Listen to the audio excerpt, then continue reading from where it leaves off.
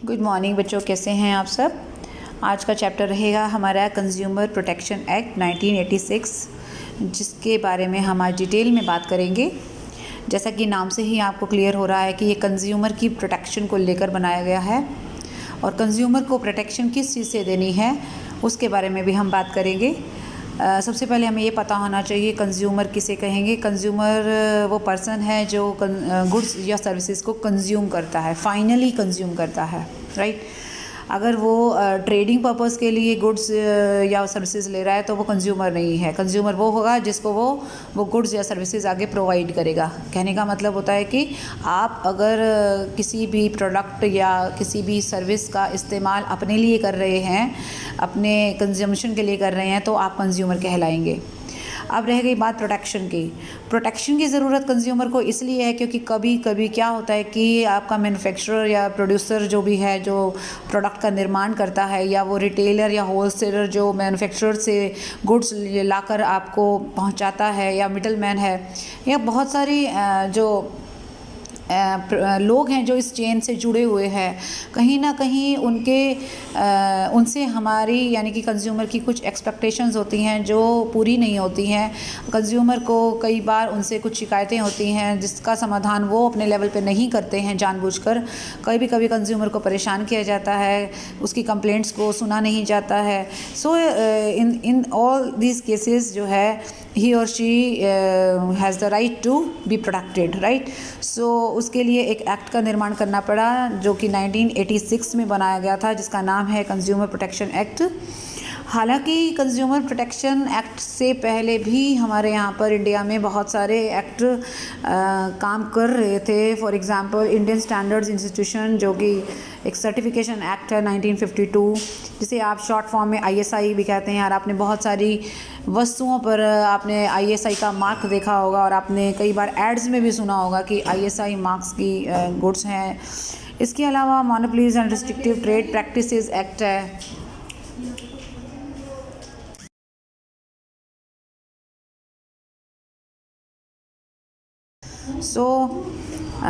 इसके अलावा essential commodities act है। ये सिर्फ इसलिए एग्जांपल दे रखे हैं कि ऐसा नहीं है कि इस एक्ट से पहले जो है हमने कोई एक्ट बनाया नहीं है, बट वो प्रॉपर कंज्यूमर्स को लेकर नहीं बनाया गया था। अब देखिए, जैसे एसेंशियल कमोडिटीज़ एक्ट है या monopolies restrictive trade practices act है।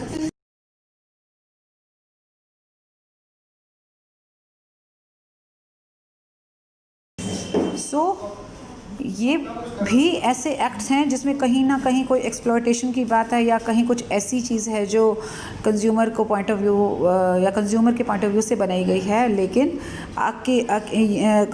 एक ऐसे अलग एक्ट की भी ज़रूरत महसूस की गई क्योंकि बहुत सारी कंप्लेंट्स जो थी वो नॉर्मल कोर्ट्स में जो है पेंडिंग थी और जिसका फ़ैसला सालों साल नहीं आ पा रहा था। इस वजह से एक अलग से एक प्रोविज़न बनाना पड़ा और एक एक्ट का निर्माण करना पड़ा जिसमें शिकायतों का निपटारा भी जल्दी से जल्दी हो पाए और शिकायतें सुनी भी जाएं। सबसे पहली तो बात यह है कि एक प्लेटफॉर्म होना चाहिए जहां आपकी शिकायतें सुनी जाए और उसके बाद उनका फटाफट निपटारा भी हो।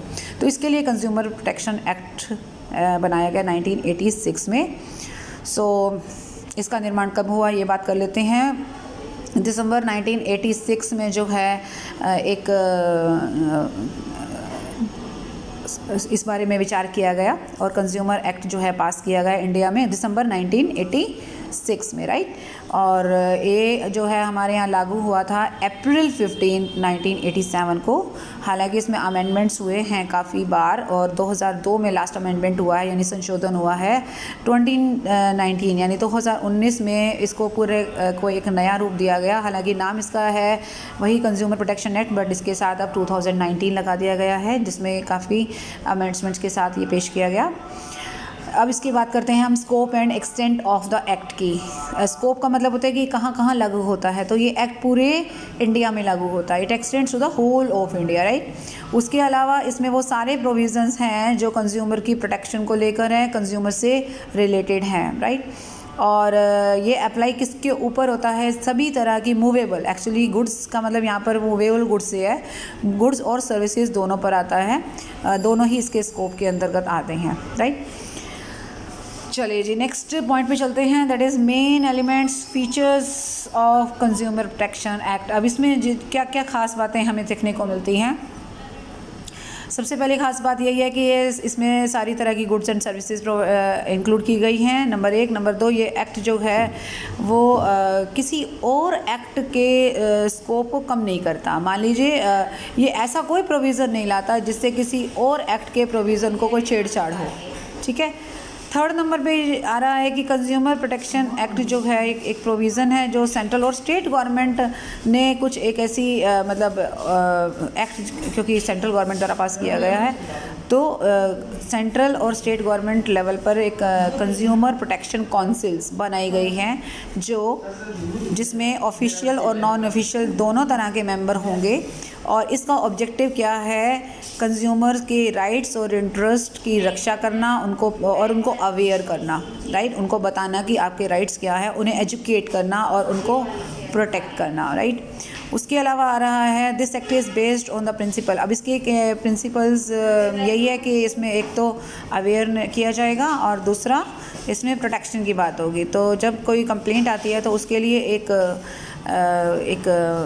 3 लेवल पे, मतलब 3 टायर मशीनरी है जो निपटारा करेगी किसका, जो कंज्यूमर्स की प्रॉब्लम्स हैं। जैसे नंबर 1 है डिस्ट्रिक्ट लेवल पे जो अगर शिकायतें होंगी कोई, तो वो डिस्ट्रिक्ट लेवल पे ही सॉर्ट आउट होंगी। स्टेट लेवल भी है और नेशनल लेवल भी है, जिसके बारे में डिटेल हम आगे करेंगे।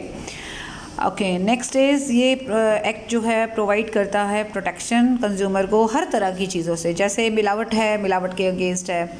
अगर आप प्राइस से परेशान हैं कि आपको ऐसे लग रहा है कि मोनोपोलिस्टिक या एकाधिकारी प्रवृत्ति अपनाई गई है, यानी कि आपसे जो है मन मर्जी का पैसा वसूल किया जा रहा है उस प्रोडक्ट का जो कि जेन्युइन नहीं है, उसके अगेंस्ट आपको जो सर्विसेज प्रोवाइड की जा रही हैं वो सर्विसेज में भी फॉल्ट हैं, अनफेयर ट्रेड प्रैक्टिसेस हैं, यानी कि व्यापार में जो भी प्रैक्टिसेस या जो रीतियाँ अपनाई जाती हैं वो कंज्यूमर के हितों को ध्यान में रखकर नहीं है। क्वांटिटी जो आपको दी जा रही है वो अंडरवेट है, यानी कम तोल के दिया जा रहा है, एक्सेसिव प्राइस लिया जा रहा है, सेटिस्फैक्ट्री जो है हमारी सर्विस नहीं है।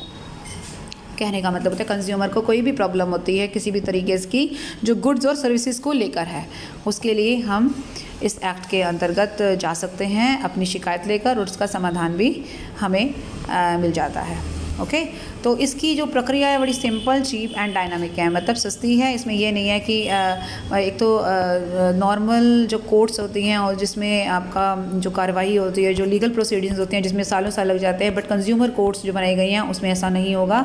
यहाँ की प्रक्रिया, यहाँ अप्लाई करने की प्रक्रिया, यानी अपनी शिकायत को सबमिट कराने की जो प्रोसेस है वो बहुत ही सिंपल है, चीप है यानी सस्ती है, यानी कोई भी कंज्यूमर है ज़रूरी नहीं है कि उसको बहुत पैसा खर्च करना पड़ेगा, वो अपनी थोड़े से पैसों में ही अपनी जो है शिकायत भेज सकता है आगे। और बड़े सिस्टमेटिक तरीके से जो है ग्रीवेंसेस, यानी कि जो प्रॉब्लम्स हैं, जो परेशानियां हैं, उनको सॉर्ट आउट किया जाता है।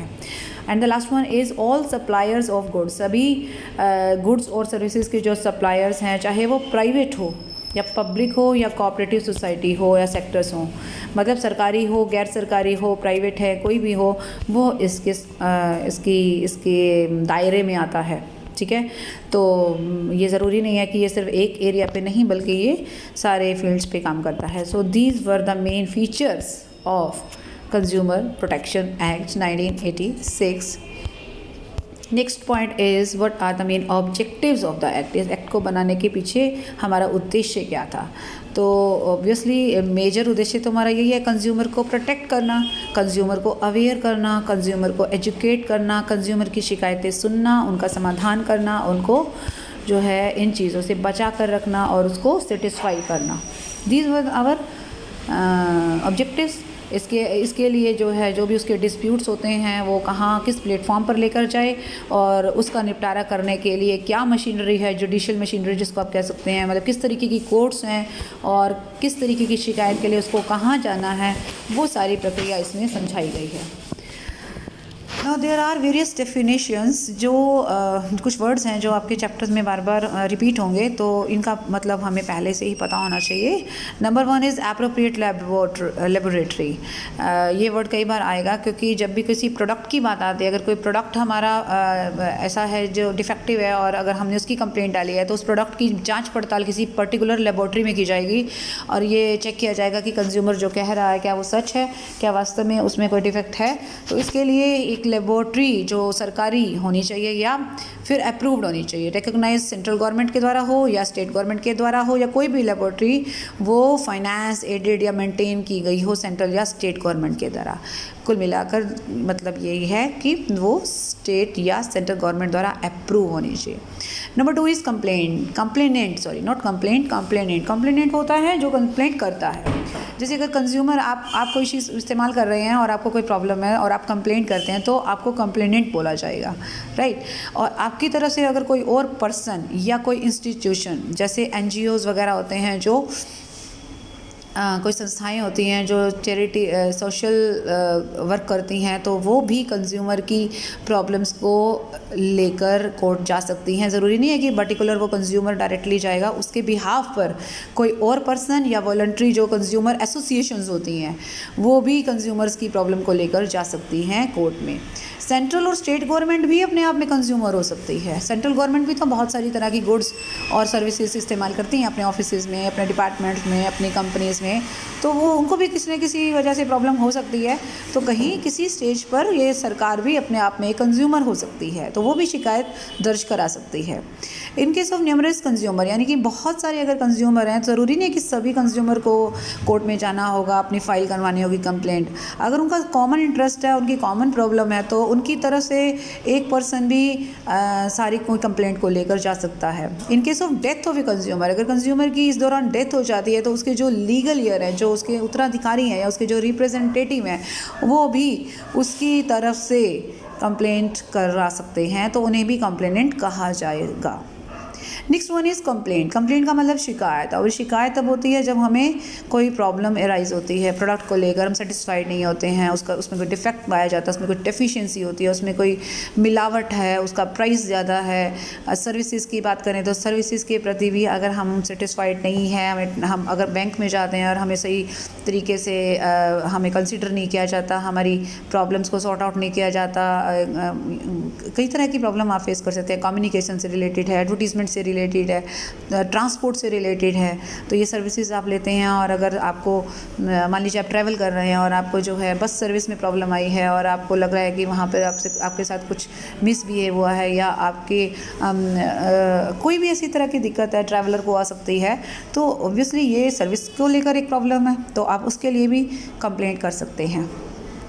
कंप्लेंट का मतलब प्रोडक्ट और सर्विस से लेकर जो भी आपके एक एक्सपेक्टेशंस हैं, जो आपकी उम्मीदें हैं, अगर वो उम्मीदें पूरी नहीं हुई हैं, वही अपने आप में कंप्लेंट कहलाई जाएगी, राइट। ओके, प्राइस को लेकर है तो मैंने कुछ चीज़ें हाईलाइट की हैं। जैसे आपको लग रहा है कि कुछ ऐसी प्रैक्टिसेस कुछ ऐसी तरीके अपनाए जा रहे हैं व्यापार में जो कि गलत हैं, जो अनफेयर हैं, राइट। प्रोडक्ट में कोई डेफिशिएंसी आई है, यानी कि कुछ कमी है, कोई फॉल्ट है। प्राइस को लेकर आपको लग रहा है कि एक्सेसिव प्राइस आपसे लिया जा रहा है, और प्राइस जो कि कई बार आपने देखा होगा प्रोडक्ट पे जो प्राइस होता है उससे ज़्यादा प्राइस नहीं लिया जा सकता, पर कई बार कुछ प्रोड्यूसर जो हैं या कुछ दुकानदार जो होते हैं वो आपके प्रोडक्ट के ऊपर लिखे हुए प्राइस से भी ज़्यादा चार्ज करते हैं जो डिस्प्ले किया गया है आपके प्रोडक्ट पे। So that is also wrong, okay. और अगर दोनों पार्टीज़ के बीच में एक प्राइस एग्री किया गया है, लेकिन बाद में जब एक्चुअल डील हुई तो वो प्राइस उससे ज़्यादा लिया गया, तो प्राइस को लेकर भी काफ़ी प्रॉब्लम्स हम लोग फेस करते हैं, right. Next one is goods which will be hazards. तो हो सकता है कि कोई गुड्स आपको ऐसी प्रोवाइड कर दी गई हों जो आपकी हेल्थ के लिए अच्छी ना हो। किसी में एडल्ट्रेशन हो सकता है, किसी में कुछ गलत इंग्रेडिएंट्स हो सकते हैं, यानी कि जो मिलावट है या कुछ ऐसी उसके अंदर चीज़ डाली गई है जो आपकी हेल्थ के लिए ठीक नहीं है। तो ये सारी चीज़ें हमारे लिए कंप्लेंट का एक आधार बनती हैं, यही हमारी शिकायत का आधार है, और ऑटोमेटिकली अपने आप में यही एक शिकायत है कि हम प्रोडक्ट और सर्विस को लेकर सेटिस्फाई नहीं हैं।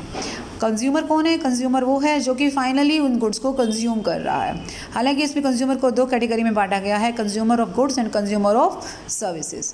तो कंज्यूमर ऑफ गुड्स वो है जिसने एक तो गुड्स को कंज्यूम करने के लिए लिया है, दूसरा उसने प्राइस दे दिया है या देने का वादा किया है। मतलब ज़रूरी नहीं है कि उस कंज्यूमर ने कैश पेमेंट की हो, अगर उधार में भी पेमेंट की है तो भी कंज्यूमर ही कहलाएगा। हो सकता है उसने आधी पेमेंट अभी करी है और आधी उसने उधार रखी है, तो भी कोई दिक्कत नहीं है, कंज्यूमर ही कहलाएगा। उसको पेमेंट के आधार पर हम कंज्यूमर नहीं कह रहे हैं, हम उसके कंजम्पशन के आधार पर उसको कंज्यूमर कह रहे हैं, राइट। और इसके अलावा एक चीज़ और यहाँ पर हाईलाइट की गई है, ट्रेड पर्पस के लिए अगर उसने कोई चीज़ ली है, यानी बेचने के लिए, मान लीजिए एक पर्सन 10 किलो चीनी खरीदता है अपने घर के लिए नहीं बल्कि आगे सेल करने के लिए खरीदता है, तो वो कंज्यूमर नहीं कहलाएगा, वो तो बिजनेसमैन कहलाएगा, क्योंकि उसने ट्रेड पर्पस के लिए लिया है, राइट। तो he will not be considered as a consumer, right. जिसको उसने वो चीनी बेची है, अगर उसको कोई प्रॉब्लम आती है वो कंज्यूमर की कैटेगरी में आएगा और वो जो है कंप्लेंट दर्ज करा सकता है, ठीक है।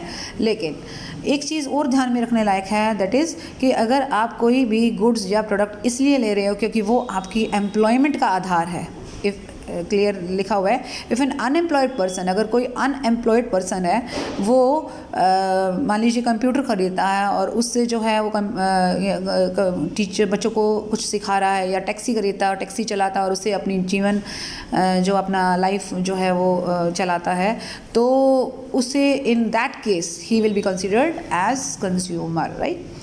Same case is under this category consumer of services. तो सेम ही है कि आपने पेमेंट कर दी है या नहीं की है, या आधी की है या पूरी की है, it doesn't matter. It is not decided on the basis of payment of goods or services कि आप कंज्यूमर है या नहीं है। It is based on the consumption of final consumption of goods and services, right? तो ये सारी चीज़ें वही रिपीट की जा रही हैं। नेक्स्ट कैटेगरी में मैं आ रही हूँ, that is consumer disputes. Dispute का मतलब झगड़ा। तो कंज्यूमर को जिस चीज़ों पर प्रॉब्लम है उसे हम कंज्यूमर डिस्प्यूट कह सकते हैं। जहाँ पर consumer is not satisfied with the services, with the product to which has been given, which has been sold to that person, तो वो कंज्यूमर डिस्प्यूट कहलाएगा, right. Next one is defect. Defect means कि ऐसा fault, imperfection, shortcoming जो भी किसी भी product की क्वालिटी में आए या उसके स्टैंडर्ड में आए, या उसकी जो एक्सपेक्टेशन है, जो उसकी उम्मीदें हैं, उस पर वो प्रोडक्ट खरा नहीं उतरा है, या कॉन्ट्रैक्ट के हिसाब से जो स्पेसिफिकेशन दिया गया था प्रोडक्ट का, उस प्रोडक्ट के साथ वो चीज़ मैच नहीं कर रही है, सर्विसेज ठीक नहीं है, तो उसे हम डिफेक्ट कह सकते हैं। डेफिशिएंसी का मतलब ये है कि जिस चीज़ को मद्देनज़र रखते हुए या जिन लक्षणों को, जिन कैरेक्टरिस्टिक्स को बेस बनाकर प्रोडक्ट या सर्विसेज ली गई थी, वो चीज़ें उस प्रोडक्ट में कहीं ना कहीं गायब हैं, ठीक है। और इसी चीज़ को हम डेफिशिएंसी का नाम देंगे। यानी अगर आपने एक चीज़ प्योरिटी के आधार पर ली है, बट वो प्योरिटी उसके अंदर, अब आपने गोल्ड लिया है और आप गोल्ड की प्योरिटी के बेस पर ही आप उसका पेमेंट करते हैं, but after that when you actually check the purity of this gold and you will find कि वो उतना प्योर नहीं है, तो उसे हम कहेंगे कि वो डेफिशिएंसी है उसमें प्योरिटी की, राइट। थोड़ा बहुत मिलता जुलता ही है, डिफेक्ट और डेफिशिएंसी को हम ऑलमोस्ट एक जैसा ही ट्रीट करते हैं। Next is goods. What is the meaning of goods? These are movable goods. उसको हम यहाँ पर कंसिडर करेंगे। इसमें हर तरह की गुड्स आएंगे, इसमें शेयर्स भी आ सकते हैं, इसमें जो आपकी फसल तैयार खड़ी है वो आ सकती है, स्टैंडिंग क्रॉप्स जिसको आप कह सकते हो। इसमें ग्रास आ सकती है जिसको आप गुड्स की तरह काट कर बेचने वाले हो, राइट। और वो सारी गुड्स जो लैंड के साथ जुड़ी हुई हैं, बट उसको अलग करके बेचा जा सकता है।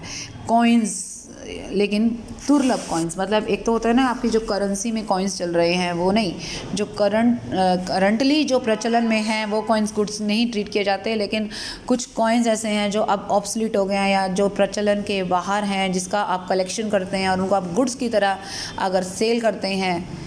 मान लीजिए अगर किसी को शौक़ है कि वो कॉइन्स की कलेक्शन करता है, तो वो गुड्स की तरह उसको ट्रीट किया जाएगा और उसका वो बिज़नेस भी कर सकता है, बाकायदा उसे बेच भी सकता है, ठीक है। तो वो कॉइन्स जो कि ऑब्सलीट हो चुके हैं, जो प्रचलन से बाहर हो चुके हैं, वो गुड्स की कैटेगरी में आएंगे, right.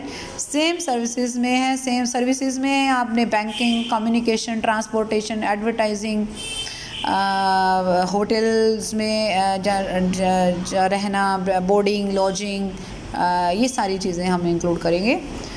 Now next point is district forum. District forum क्या है कि डिस्ट्रिक्ट लेवल पे एक तरह से सेट की गई है एक मशीनरी जो क्या करेगी, सेटलमेंट करेगी। डिस्ट्रिक्ट फोरम से बोलेंगे जो डिस्ट्रिक्ट लेवल में कंज्यूमर डिस्प्यूट्स को सॉर्ट आउट करते हैं, यानी उनको सॉल्व करते हैं।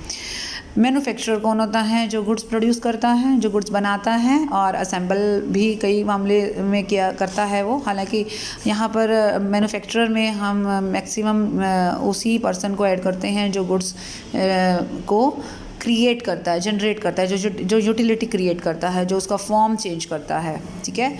और ट्रेडर वो होता है जो गुड्स को बाय और सेल करता है, एक जगह से वो ख़रीदता है और दूसरी जगह उनको बेचता है। नेक्स्ट वन इज़ मेंबर किस चीज़ का मेंबर? ये जो अभी आप पढ़ेंगे आगे, डिस्ट्रिक्ट फॉरम है और आगे नेशनल कमीशन है, कुछ इंस्टीट्यूशन बनाए गए हैं जो कंज्यूमर के डिस्प्यूट्स को सॉर्ट आउट करने के लिए बनाए गए हैं। उसमें जो मेंबर्स होते हैं उन्हें ही हम सदस्य बोलेंगे। नेक्स्ट आ रहा है नेशनल कमीशन और डिस्ट्रिक्ट फॉरम। जैसे ये डिस्ट्रिक्ट लेवल पे है और आपका नेशनल कमीशन नेशनल लेवल पे काम करेगा, जिसकी डिटेल हम आगे पढ़ेंगे। पर्सन का मतलब क्या है? यहाँ पे पर्सन का मतलब होता है, जैसे यहाँ पर एक इंडिविजुअल है। इंडिविजुअल मतलब एक व्यक्ति, चाहे वो महिला हो या पुरुष हो, इंडिविजुअल कहलाएगा। पूरी फैमिली भी अपने आप में यहाँ पर्सन कहलाएगी। यहाँ पर एक फर्म है जिसमें बहुत सारे पार्टनर हैं, उसे भी आप पर्सन कहेंगे। एक सोसाइटी है, वो भी पर्सन की कैटेगरी में आएगी। जो एक सिंगल व्यक्ति है ना, वो इंडिविजुअल कहलाएगा। तो ये सारे पर्सन की कैटेगरी में आते हैं जो कि कंज्यूमर बनते हैं कभी ना कभी। Next is restrictive trade practices. ऐसी ट्रेड प्रैक्टिसेस जिसके ऊपर प्रतिबंध है, लेकिन फिर भी कुछ व्यापारी ऐसी चीज़ों को कहीं ना कहीं अपने बिजनेस में इंक्लूड करते हैं और उससे क्या होता है, कंज्यूमर का एक्सप्लॉयटेशन होता है, ठीक है। तो ये प्रैक्टिसेस ना अपनाएं, और अगर अपना रहे हैं तो उसके खिलाफ हम कैसे अपने आप को बचाएं, वो सारी चीज़ें भी हम कंज्यूमर एक्ट में देखेंगे। और ये रिस्ट्रिक्टिव ट्रेड प्रैक्टिसेस क्या हैं, ये नहीं कि यहाँ मोटे तौर पे खैर मैं बताऊँगी, बाकी डिटेल में हम आगे करेंगे कि ऐसी चीज़ें, ऐसी प्रैक्टिसेस जो जिसके ऊपर रिस्ट्रिक्टिव का मतलब जो आप कर नहीं सकते। आप ऐसा रेट नहीं ले सकते जो MRP लिखा हुआ है और आप उससे ज़्यादा ले रहे हैं, तो अपने आप में एक रिस्ट्रिक्टिव ट्रेड प्रैक्टिस है, right. Next is state commission. तो आपने देखा है यहाँ पे मैंने नेशनल कमीशन की बात करी है ना, यहाँ मैंने डिस्ट्रिक्ट फॉर्म की बात करी है। तो ये डिस्ट्रिक्ट लेवल पे है, ये हमारा नेशनल लेवल पे है और ये हमारा स्टेट लेवल पे है, ठीक है। ट्रेडर कौन होता है? जो गुड्स को बाय और सेल करता है। हालांकि इसमें इन्होंने मैन्युफैक्चरर भी डाल रखा है, राइट। जो गुड्स को सेल करता है, डिस्ट्रीब्यूट करता है, मैन्युफैक्चर भी करता है, बनाता भी है, पैकिंग भी करता है, वो भी इसमें इंक्लूड हो सकता है। Next is unfair trade practices. Unfair का मतलब जो उचित नहीं है, जो बिज़नेस में जो कंज्यूमर के प्रोटेक्शन के अगेंस्ट है, जो कंज्यूमर को एक्सप्लॉइट करने के लिए बनाई गई हैं, और इस तरीके की प्रैक्टिसेस को, इस तरीके की रीतियों को अनफेयर कहा जाता है। मिसलीडिंग और फॉल्स रिप्रेजेंटेशन। मिसलीडिंग का मतलब होता है जो मिसगाइड करती हैं, जो आपको गलत information the, that is misleading, right. और फॉल्स रिप्रेजेंटेशन का मतलब होता है कि जो चीज़ बताई जा रही है वो एक्चुअली मैच नहीं करती। मान लीजिए कोई आप प्रोडक्ट जो है वो ले रहे हैं और वो प्रोडक्ट जिस पर्पस के लिए ले रहे हो पर्पस सॉल्व नहीं करता है, लेकिन उसकी ऐड में, उसकी एडवर्टीजमेंट में आपने देखा होगा कि बढ़ा चढ़ा कर उस चीज़ को बताया जाता है, जबकि वो उसके पर्पस को सॉल्व ही नहीं करता। तो दैट इज़ मिसलीडिंग और फॉल्स रिप्रेजेंटेशन। और ऐसा बहुत सारे प्रोडक्ट हमें ये कहकर बेचे जाते हैं कि वो ये पर्टिकुलर पर्पस सॉल्व करेंगे, जबकि एक्चुअली ऐसा नहीं होता है। सो इन दैट केस ऐसी सारी प्रैक्टिसेस को भी हम ये मानते हैं कि वो कहीं ना कहीं कंज्यूमर को बेवकूफ़ बनाने के लिए बनाई जाती है, प्रॉफिट कमाने के लिए बनाई जाती है, और कंज्यूमर को एक्सप्लॉइट करने के लिए बनाई जाती हैं, और सिर्फ प्रॉफिट को अर्न करने के लिए बनाई जाती हैं। उसमें कंज्यूमर का कोई बेनिफिट नहीं होता। जैसे एडवर्टीज़मेंट्स आप देखते हैं, विज्ञापन आप देखते हैं, जिसमें कितनी चीज़ें बढ़ा चढ़ा कर बताई जाती हैं, और बहुत सारे लोग जो हैं एडवर्टीज़मेंट पर भरोसा करके उन प्रोडक्ट्स को लेते हैं, लेकिन बाद में उन्हें सिर्फ एक अफसोस होता है कि वो चीज़ें उस एडवर्टीज़मेंट के साथ या उस एडवर्टीज़मेंट में बताई गई चीज़ों को के साथ बिल्कुल मैच नहीं करती है, ठीक है। जैसे आपको किसी भी प्रोडक्ट की कोई गारंटी दी गई है, लेकिन बाद में प्रोडक्ट ख़राब निकलने पर वो गारंटी उन्होंने कंसिडर ही नहीं की, राइट। अगर आपको ये प्रॉमिस किया गया था कि अगर आपका प्रोडक्ट ख़राब निकलेगा तो रिप्लेस किया जाएगा, लेकिन बाद में रिप्लेस करने से मना कर दिया गया। अगर रिपेयर की गारंटी दे रखी है तो रिपेयर भी करने से इनकार कर दिया गया, राइट। तो इस तरीके की जो चीज़ें होती हैं वो हमारी मिसलीडिंग या फॉल्स रिप्रेजेंटेशन होते हैं। ये रिप्रेजेंटेशन शुरू में इसलिए किए जाते हैं ताकि कंज्यूमर हमारी बातों में आकर हमारा प्रोडक्ट खरीद ले, लेकिन बाद में कंज्यूमर की किसी भी प्रॉब्लम को सॉर्ट आउट नहीं किया जाता उस लेवल पर, शॉपकीपर के लेवल पर या मैन्युफैक्चरर के लेवल पर। यही वजह है कि कंज्यूमर अपनी शिकायत लेकर फिर कंज्यूमर कोर्ट जाता है। ओके, सो इसके बारे में हम डिटेल में और भी आगे पढ़ेंगे। नेक्स्ट इज़ एक सेकेंड, हाँ यहीं पे ही है। फिर आ रहे हैं हम आगे, कौन कौन सी मिसलीडिंग चीज़ें हैं ज़रा हम उसके बारे में बात करेंगे। जैसे एडवर्टीज़मेंट जो मैं आपको बता रही हूँ, एडवर्टीज़मेंट ऑफ बार्गेन प्राइस और समथिंग एल्स। तो अनफेयर ट्रेड प्रैक्टिसेस में ये भी आता है कि आप गलत तरीके से विज्ञापन कर रहे हैं और गलत बातों को इंडिकेट करके आप अपने कंज्यूमर को अट्रैक्ट कर रहे हैं, और जो बेस बना रहे हैं आप इंफॉर्मेशन का, वो इंफॉर्मेशन बिल्कुल फेक है, नकली है और सिर्फ कंज्यूमर को बेवकूफ़ बनाने के लिए है। आप गिफ्ट्स ऑफ़र करते हैं, प्राइजेस ऑफ़र करते हैं, लेकिन आपका इंटेंशन क्या होता है, अपना प्रॉफिट अर्न करना होता है। एक्चुअली आप उनको वो चीज़ें प्रोवाइड नहीं करते, सिर्फ एक लालच देते हैं डिस्काउंट का या एक गिफ्ट या प्राइसेस का लालच दिया जाता है। एक्चुअली ये ऐसा कुछ भी उनको प्रोवाइड नहीं किया जाता। Next is conducting contest, lottery, games, और इस तरीके से कई बार कुछ प्रतियोगिताएं करवाई जाती हैं जो कि कहीं ना कहीं कंज्यूमर को अट्रैक्ट करने के लिए होती हैं, लेकिन एक्चुअली इनका जो पीछे मकसद होता है वो अपना प्रॉफिट कमाना और कंज्यूमर को ज़्यादा से ज़्यादा चीज़ें बेचना, लेकिन इसका उसकी क्वालिटी के साथ कोई लेना देना नहीं होता। Next is non compliance of product safety standards. जो प्रोडक्ट कई बार कुछ इस तरीके के होते हैं जो सेफ्टी मेजर्स को अपनाना जिसके लिए ज़रूरी होता है, बट प्रोडक्ट्स को ऐसा कोई भी प्रोडक्ट की जैसे पैकिंग की बात करें या प्रोडक्ट की क्वालिटी की बात करें, तो बहुत सारे प्रोडक्ट ऐसे होते हैं जिनकी पैकिंग प्रॉपर ना हो या अगर उसकी क्वालिटी में कुछ प्रॉब्लम है तो वो कंज्यूमर की हेल्थ के लिए, कंज्यूमर की सेफ्टी के लिए वो हार्मफुल साबित हो सकती है। पर कई बार इसे स्टैंडर्ड्स को नहीं अपनाया जाता, जो कि गलत है, स्पेशली अगर इलेक्ट्रॉनिक आइटम्स की हम बात करें तो। नेक्स्ट इज़ होर्डिंग और डिस्ट्रक्टिंग ऑफ गुड्स। कभी कभी क्या होता है कि ज़्यादा पैसे कमाने के लालच में बहुत सारे प्रोड्यूसर्स या मैन्युफैक्चरर्स जो हैं वो सामान को पहले अपने प्राइवेटली वो इकट्ठा कर लेते हैं, और जब मार्केट में उस चीज़ की कमी हो जाती है तो फिर ज़्यादा प्राइस पर सामान को बेचने की कोशिश करते हैं। तो ये उसके पीछे उनका ज़्यादा प्रॉफिट कमाना है, जो कि कंज्यूमर के पॉइंट ऑफ व्यू से ठीक नहीं है। ये भी एक तरह से कंज्यूमर के अगेंस्ट एक तरीका है मैन्युफैक्चरर का, प्रोड्यूसर का, कि आप अपने पैसों के लिए, आप ज़्यादा पैसों के लालच में या कंज्यूमर की ज़रूरतों को नज़रअंदाज कर रहे हैं। Next is manufacturing of spurious goods, यानी ऐसी गुड्स बनाना जैसे अल्कोहल है, जैसे सिगरेट्स हैं। अब ये क्या चीज़ है, ये इस तरीके की चीज़ें हैं जो कंज्यूमर के लिए अच्छी नहीं है, ठीक है ना। इस तरीके की चीज़ों को मार्केट में उसको पॉपुलर बनाना, लेकिन वो एक तरीके से सोसाइटी के पॉइंट ऑफ व्यू से these are not goods, these are not considered as healthy goods for the society, right? तो ये सारी मिसलीडिंग चीज़ें हो सकती हैं। Next is causes and types of consumer exploitation. Consumer exploitation के टाइप्स क्या हैं?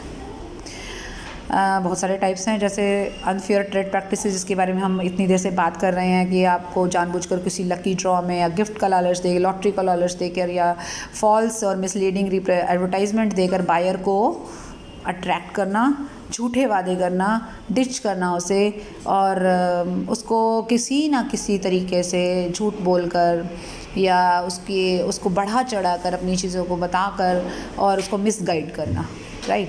मिसलीडिंग एंड अभी इसी अनफेयर के अंदर ही आता है मिसलीडिंग एंड डिसेप्टिव एडवर्टीजमेंट्स, जैसे वो अभी हमने आपको डिस्कस किया। गिफ्ट्स एंड प्राइजेस भी मैं अभी डिस्कस कर चुकी हूँ। इसके अलावा स्पायरलिंग प्राइसेस, ऐसे प्राइसेस जो प्रोड्यूसर्स जो हैं जानबूझकर कई बार प्राइसेस को हाई कर देता है स्कैरसिटी दिखाकर, यानी कि वस्तुएं बाज़ार में हैं नहीं हैं और उनकी दुर्लभता दिखाकर, जबकि एक्चुअली मार्केट में वस्तुएं हैं लेकिन उनका एक कृत्रिम यानी कि आर्टिफिशियल शॉर्टेज दिखाई जाती है। तो इस तरीके से प्राइसेस को बढ़ाकर कंज्यूमर को बेवकूफ़ बनाया जाता है। एडल्ट्रेशन मतलब मिलावट कर देना, और मिलावट तो आप देख सकते हैं कि मार्केट की शायद 95% चीज़ों में मिलावट आज की डेट में आपको मिलेगी, चाहे वो चिली पाउडर हो, चाहे वो घी हो, चाहे वो सीड्स हो, चाहे वो तेल हो, everything you can see, right.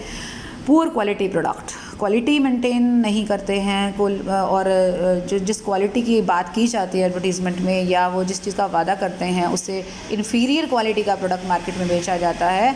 और इस तरीके का कोई रिलायबल सिस्टम भी नहीं है उनकी क्वालिटी पर चेक रखने का या ये देखने का कि क्या इस तरीके की इन्फीरियर गुड्स मार्केट में बिक तो नहीं रही हैं, बट एक्चुअली ऐसा कोई सिस्टम बहुत अच्छे से अडॉप्ट नहीं किया जाता।